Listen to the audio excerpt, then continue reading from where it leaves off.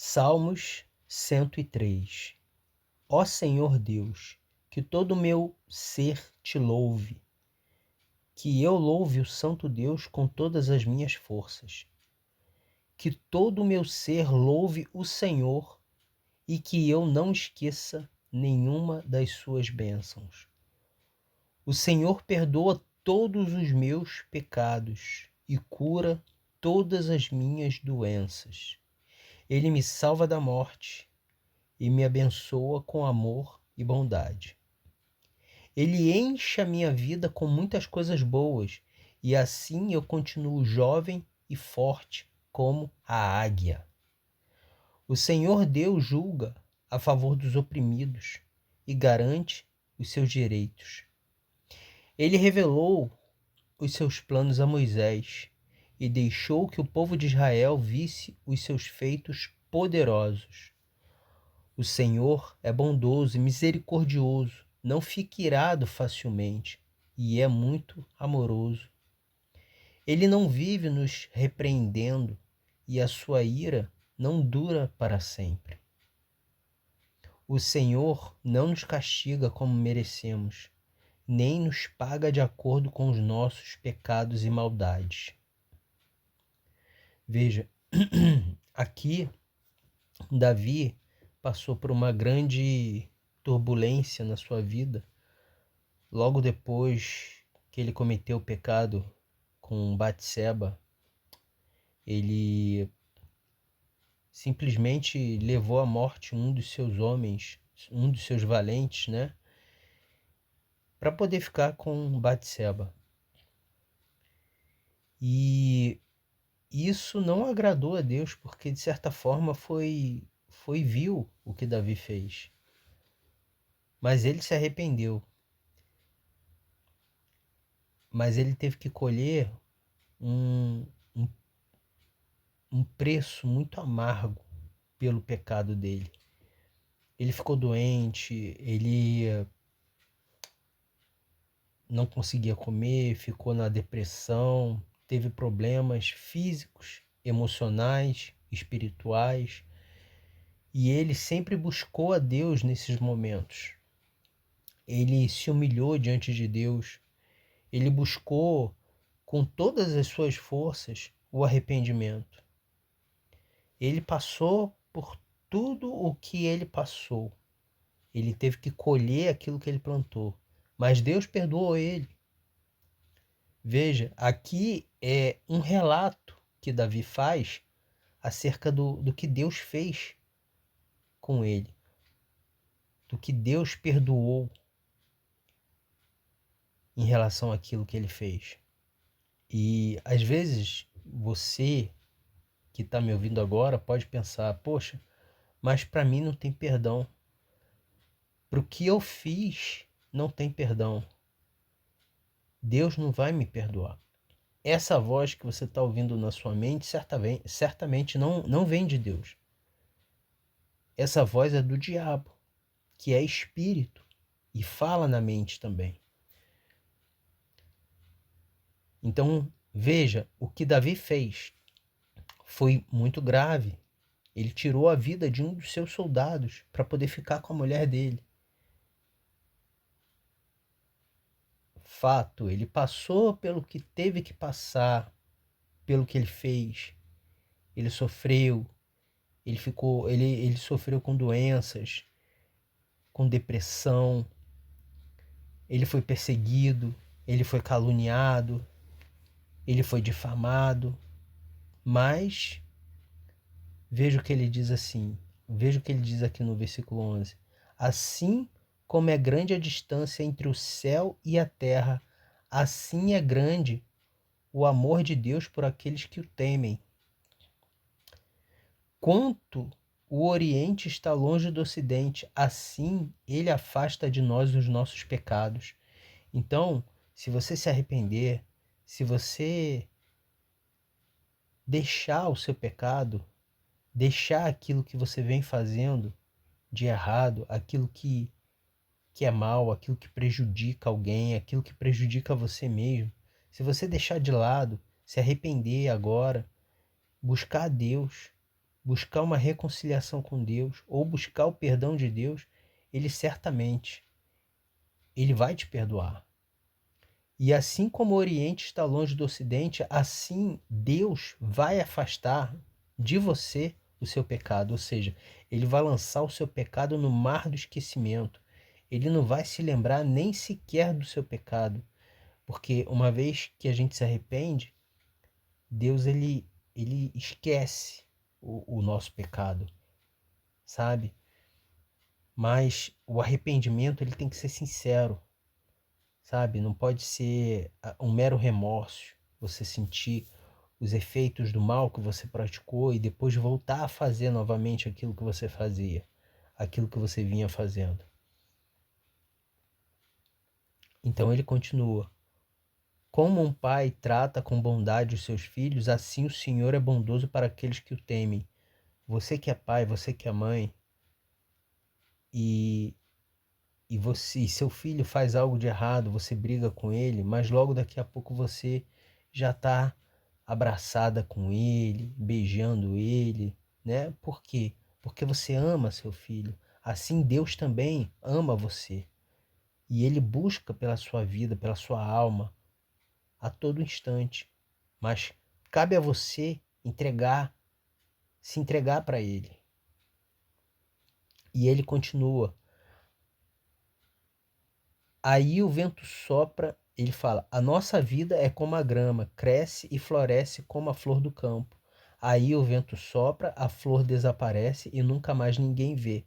Ele fala aqui de como o homem é frágil, de como o ser humano é mortal, né? E ele diz aqui no versículo 17: mas o amor de Deus, ou seja, em que pese a mortalidade do homem, a fragilidade do homem, ele diz no versículo 17: mas o amor de Deus, o Senhor, por aqueles que o temem, dura para sempre. A sua bondade permanece, passando de pais a filhos. O que é temor? Lá no livro de Provérbios, diz que o temor é o princípio da sabedoria. Mas o que é temer a Deus? Ora, temer a Deus é respeitá-lo, é ter a consciência de que Ele é Deus, de que nós somos frágeis, somos mortais, somos pó. O que é a vida humana? Não é nada. Ele é imortal, nós somos mortais. E Ele é Deus. A Ele toda a honra, toda a glória, sabe? Você não está se voltando para uma estátua de gesso, não. Você está invocando o Deus invisível, o Deus vivo, sabe? E esse Deus é capaz de transformar a nossa vida. Basta que haja um arrependimento sincero e um desejo de se voltar para Ele. Desde que esse desejo esteja dentro de você, o Espírito Santo vai criar uma situação para que você se arrependa. Mas esse desejo tem que estar dentro de você. O temor, a reverência, sabe? Às vezes eu vejo pessoas que se dizem cristãos, crente, evangélico, sei lá o nome que cada um dá para si, né? Porque o que eu vejo hoje em dia é gente mais religiosa do que gente realmente que vive a fé. Eu vejo muitas pessoas que se dizem, né, cristãos, evangélicos, crentes, seja lá o que for, brincando com o nome de Deus, sabe? Faz uma piada e fala, ah, Jesus, ah, Deus, sabe? Sem nenhum respeito. Isso é falta de temor. Então, temer a Deus é não só. A Bíblia diz que o diabo treme, tá? Então, assim, não é porque você tem medo de Deus que você vai ter temor. Não. Temor é uma coisa, medo é outra, sabe? Temor é respeito. Quando você, por exemplo, trabalha, onde você trabalha, você tem lá a hierarquia, né? O seu patrão. Como que você trata o seu patrão? Aí que tá. Se você levanta a voz, briga, mesmo que você esteja certo, você não tem submissão àquele que. Você não tem submissão à hierarquia, Então, certamente, você não teme quem está acima de você. Temor é isso. É você saber que tem alguém acima de você e você tem que respeitar a hierarquia, né? Se você responde seus pais, se você grita com seus pais, você não os teme. Logo, você também não vai temer a Deus. Por que que honrar pai e mãe é um dos mandamentos que aumenta a vida, o tempo de vida daquele que teme, que honra pai e mãe aqui na terra, né? Não foi isso que Jesus falou? Honrai pai e mãe e os seus dias na terra se multiplicarão.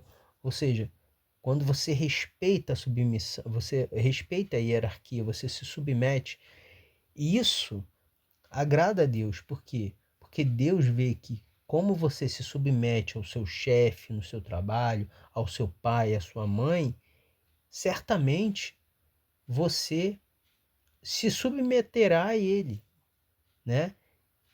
Então, temor é isso, é respeito, reverência, é respeitar a hierarquia. Muitas pessoas professam uma religiosidade, mas não respeitam a hierarquia, né? Então, aqui ele continua, mas o amor de Deus, o Senhor, por aqueles que o temem, dura para sempre. A sua bondade permanece, passando de pais a filhos, para aqueles que guardam a sua aliança e obedecem fielmente aos seus mandamentos. O Senhor Deus colocou o seu trono bem firme no céu. Ele é rei e domina tudo.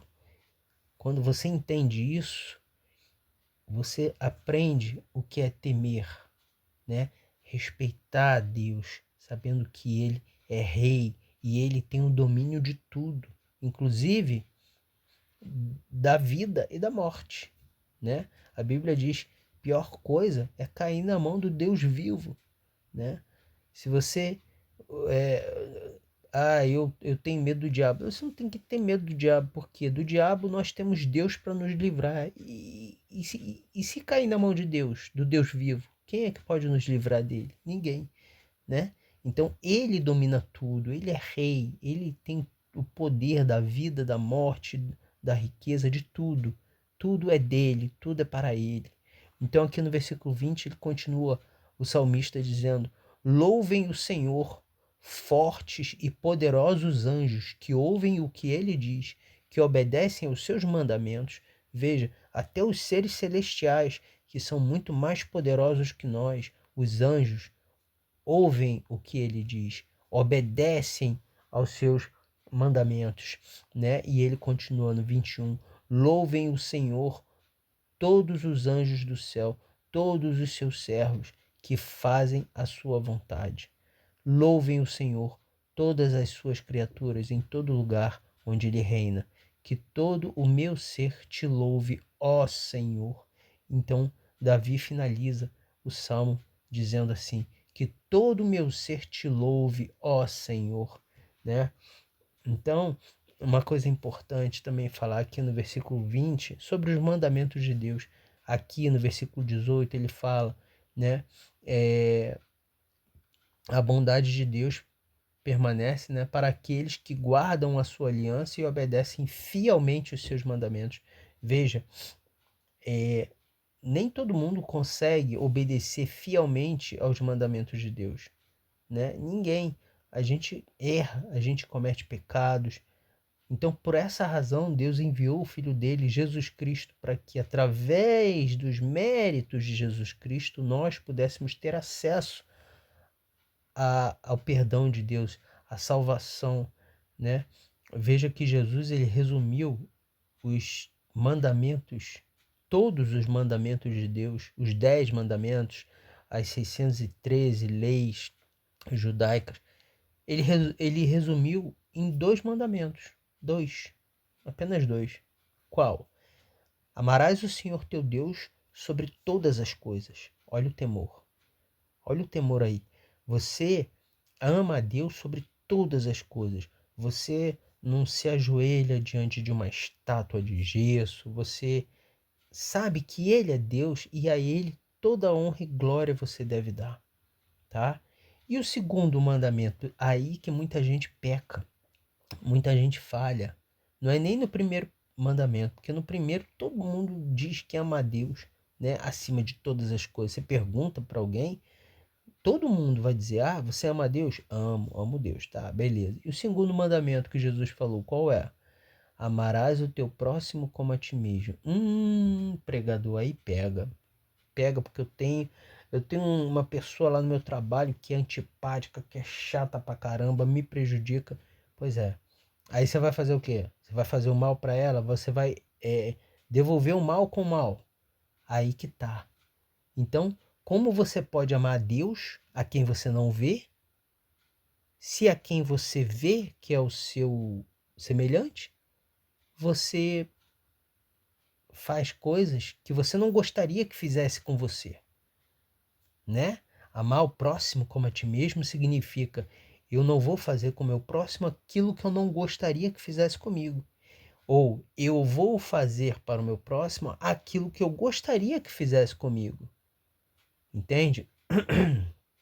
E tem muita gente que frequenta uma igreja, que professa: eu sou crente, eu sou evangélico, e fala mal do irmão, faz intriga do irmão, rouba, furta o irmão, entendeu?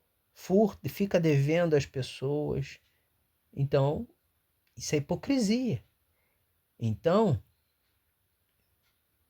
se você faz isso, você não obedece aos mandamentos de Deus, né? Então, o amor de Deus, por mais que esteja, por mais que Deus ame você, o amor dele não está sobre você. Por quê? Porque você mesmo se amaldiçoa, quebrando os mandamentos de Deus. Quais? Amarás a Deus sobre todas as coisas e amarás o próximo como a ti mesmo. Então, pessoal, vamos refletir, tá?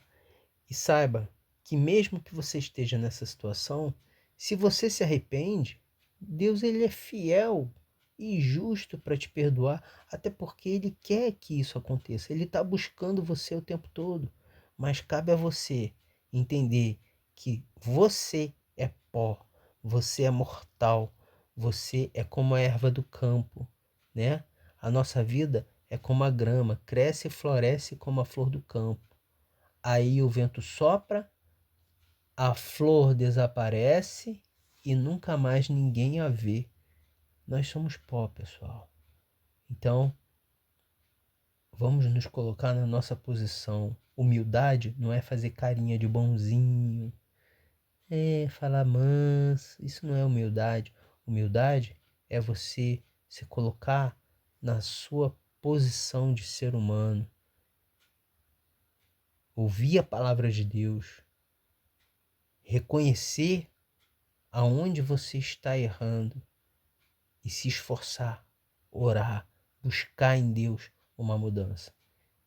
Porque o Espírito Santo, ele, com certeza, ele quer fazer a obra na sua vida, mas você tem que dar o primeiro passo, tá bom? Esse Salmo 103, eu gosto muito dele porque ele fala sobre exatamente por tudo aquilo que nós passamos, problemas, dificuldades, mas cada um sai ou melhor ou pior. E aí? Como que você se sai disso? Busca a Deus, porque Ele está aí, perto de você. Basta você invocá-lo, chamá-lo, e Ele certamente o responderá. Tá bom? Fico por aqui e até a próxima. Aquele abraço.